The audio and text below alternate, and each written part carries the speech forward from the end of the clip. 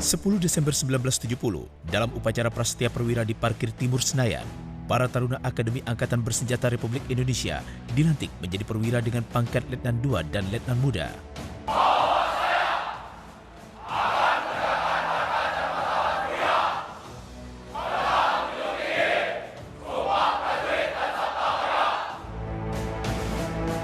Setengah abad, sumpah perwira ini dipegang teguh.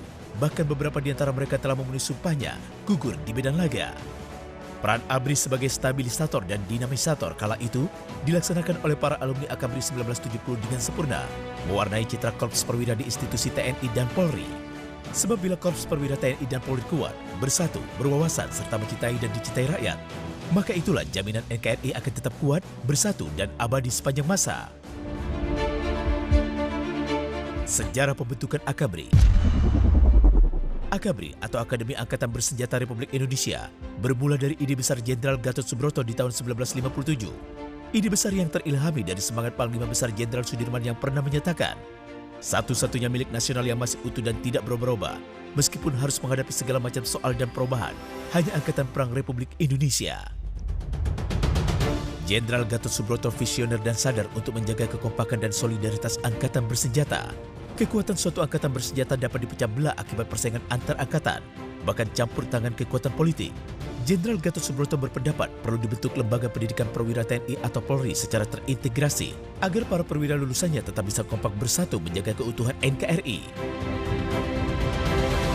Maka melalui Kepres nomor 225 tahun 1962 tentang pucuk pimpinan Angkatan Bersenjata Republik Indonesia, dibentuklah staf Angkatan Bersenjata yang dipimpin oleh Jenderal A.H. Nasution sebagai Kepala Staf Angkatan Bersenjata atau Kasab. Gagasan Jenderal Gatot Subroto yang lalu pun kembali dimunculkan Kasab Jenderal A.H. Nasution bersama Kepala Staf Komando Tertinggi Letjen Ahmad Yani dan para Panglima Angkatan.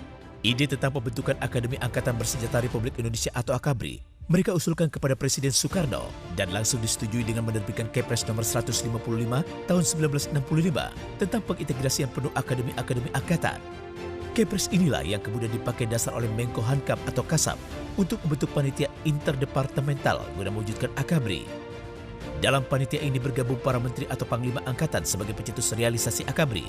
Ada pula tim Lasda Obesaf yang terdiri dari para gubernur Akmil, AAL, AAU, dan Akpol, serta beberapa perwira tinggi.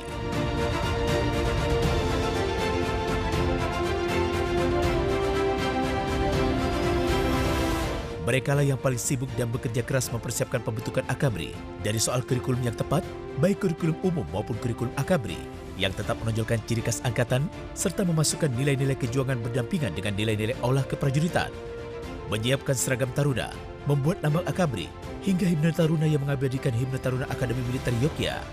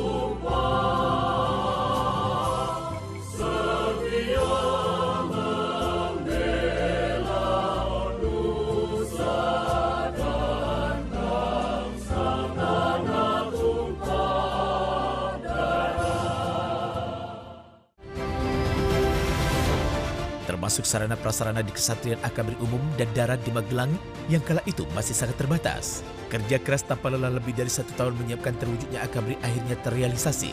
5 Oktober 1966, Akademi Angkatan Bersenjata Republik Indonesia diresmikan oleh Presiden Soekarno. Dan tak kurang 3 bulan setelahnya, AKABRI sudah memulai tahun Akademi Angkatan pertama pada 29 Januari 1967. Hari upacara pembukaan tahun Akademi AKABRI Angkatan Pertama juga dipilih secara unik, yaitu diresmikan oleh Menteri Utama Bidang Hankam, Jenderal Soeharto, pada hari Minggu 29 Januari 1967. Tanggal 29 Januari 1950 bertepatan dengan hari wafatnya Sang Panglima Besar Jenderal Sudirman.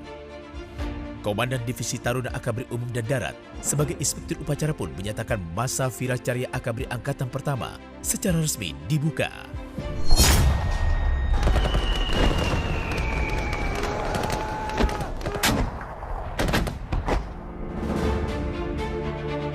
Masa-masa bersejarah pendidikan calon perwira Angkatan 70. Masa Viracarya Akabri Angkatan 1 yang dimulai pada 20 Januari 1966 adalah resimen calon prajurit Taruna atau Caprater Akabri pertama yang dididik penuh dedikatif dan keras. Para seniornya yang kala itu terdiri dari para Taruna Akmil, AAL, AAU, dan Akpol mendidik dan menggojok mereka secara serius.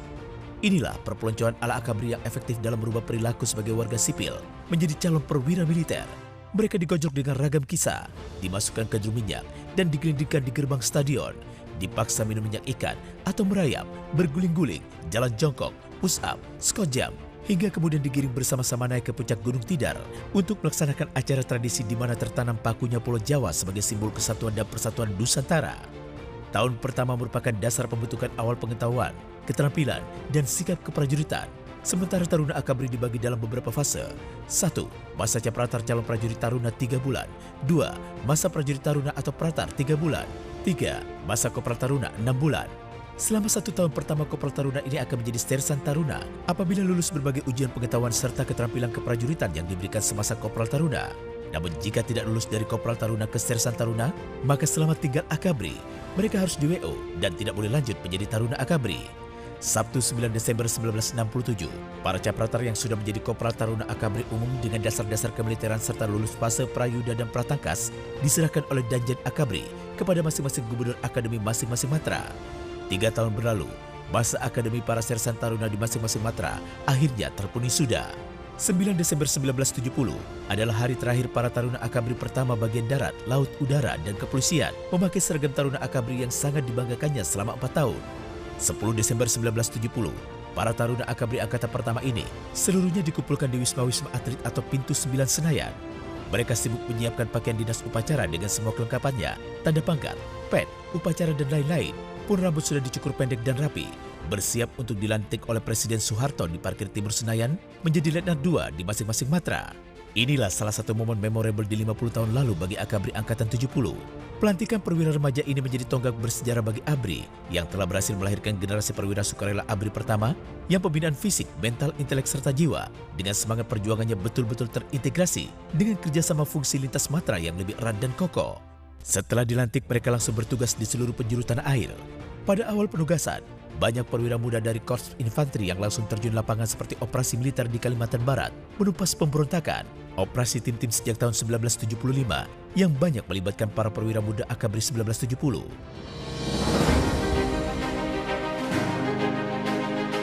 Kiprah alumni Akabri 70. Angkatan 70, alumni Akabri pertama bukan hanya tonggak sejarah bagi ABRI. Arah dan semangat perjuangan yang betul-betul terintegrasi menjadi nilai kebersamaan yang terkandung pada saat dilantik sebagai perwira ABRI, TNI atau Polri.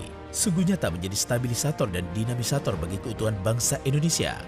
Bahkan saat reformasi bergulir di tahun 1998 sampai tahun 2000, para alumni Akabri 1970 juga menjadi penjuru terdepan dalam reformasi internal TNI. Secara sukarela TNI mundur dari jabatan sipil dan menjadi organisasi seperti sekarang ini. Mereka sukarela menghentikan dui fungsi ABRI dan mengganti nama ABRI jadi TNI dan polisi lepas dari naungan TNI serta berdiri sendiri. Peran para alumni Angkatan 70 yang kemudian satu persatu pensiun dari jabatan TNI telah menorehkan track record mengagumkan.